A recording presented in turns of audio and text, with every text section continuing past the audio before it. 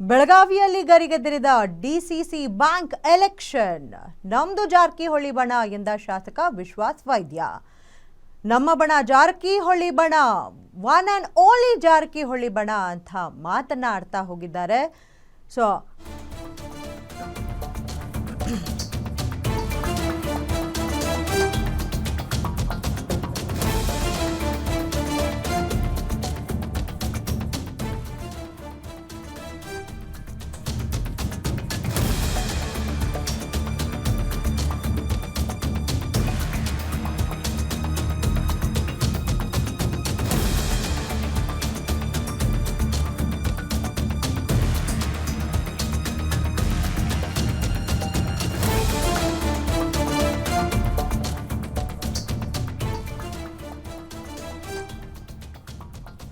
ಬೆಳಗಾವಿಯಲ್ಲಿ ಗರಿಗೆದರಿದ DCC bank election. ನಮ್ದು ಜಾರಕಿಹೊಳಿ ಬಣ ಅಂತ ಹೇಳಿದ್ದಾರೆ ಶಾಸಕ ವಿಶ್ವಾಸ್ ವೈದ್ಯ ಅವರು. ಸೊ ನಮ್ಮ ಬಣ ಏನಿದೆ ಅದು ಜಾರಕಿಹೊಳಿ ಬಣ and one and only Jarkiholi ಬಣ ಅನ್ನುವಂಥ ಮಾತನ್ನ ಹೇಳಿದ್ದಾರೆ ವಿಶ್ವಾಸ್ ವೈದ್ಯ ಅವರು.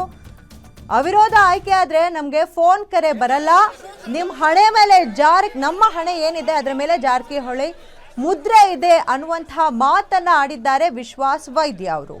ಡಿಸಿಸಿ ಬ್ಯಾಂಕ್ ಚುನಾವಣೆ ಏನು ಅಕ್ಟೋಬರ್ 19ರಂದು ನಡೀತಿದೆ. ಸೊ ಮೊನ್ನೆ ತಾನೇ 9ನೇ ತಾರೀಕಿನಂದು ನಾಮಪತ್ರ ಸಲ್ಲಿಕೆ ಕಾರ್ಯ ಇತ್ತು.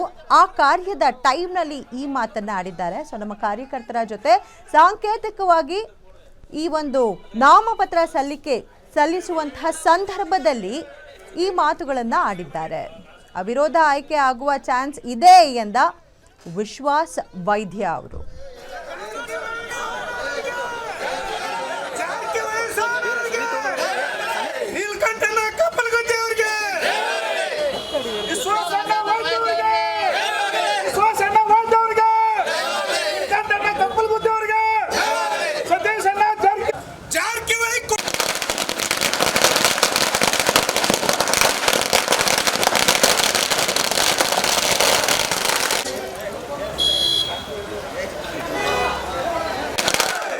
ನಮ್ಮದು ಜಾರಕಿಹೊಳಿ ಬಣ,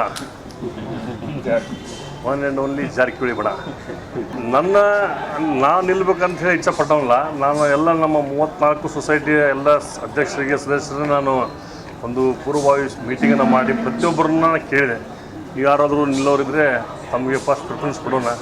ನಾನು ಆಲ್ರೆಡಿ ಈಗ ಶಾಸಕರಿದ್ದೀನಿ, ಇದನ್ನು ಕೆಲಸನ ಮಾಡೋಕ್ಕೆ ನಾನು ಸಂತೃಪ್ತಿದ್ದೀನಿ. ತಮಗೆ ಅವಕಾಶ ಕೊಡುವಂಥ ವ್ಯವಸ್ಥೆ ಮಾಡ್ತೀನಿ. ತನು ಮನಧನದಿಂದ ನಾನು ಮಾಡ್ತೀನಿ ಅಂತ ಎಲ್ಲ ನಮ್ಮ ಕಾರ್ಯಕರ್ತರಿಗೆ ಕೇಳಿದ್ದೆ.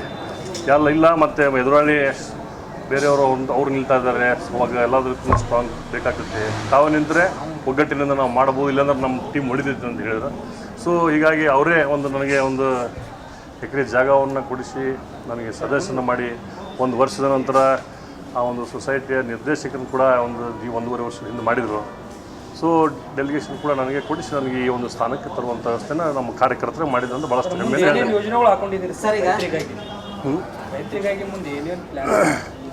ಫಸ್ಟಿಗೆ ನಾನು ಹೇಳಿದ್ದು ಹೊಸದು, ಇದು ಪ್ರಥಮ ಬಾರಿಗೆ ನಾನು ಇಲ್ಲಿ ಪ್ರವೇಶ ಮಾಡ್ತಾ ಇರೋದು. ಇಲ್ಲಿ ಬಂದ ಮೇಲೆ ಅದರ ಏನೇನು ಪರಿಸ್ಥಿತಿ ಇದೆ ಅನ್ನೋದು ನೋಡೋಣ.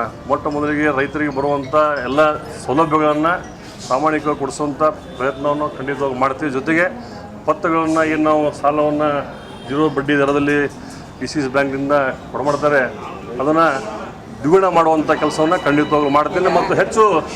ಮತ್ತು ಪ್ರಾಥಮಿಕ ಕೃಷಿ ಪತ್ತಿನ ಸಹಕಾರ ಸಂಘಗಳನ್ನ ಇನ್ನೂ ಒಂದು 10ರಿಂದ 15 ಹೆಚ್ಚಿಗೆ ಮಾಡುವಂಥ ಯೋಜನೆಗಳನ್ನ ಹಮ್ಮಿಕೊಂಡಿದ್ದೇನೆ. ಇಲ್ಲಿವರೆಗೆ ಬಂದಿಲ್ಲ, ಬರೋದೂ ಇಲ್ಲ. ಯಾಕಂದರೆ ನಮಗೆ ಹಣಿ ಮೇಲೆ ಸಿಕ್ಕಾಯಿದ್ರಿ, ಜಾರಕಿಹೊಳಿ ಸಿಕ್ಕ ಅಂತ.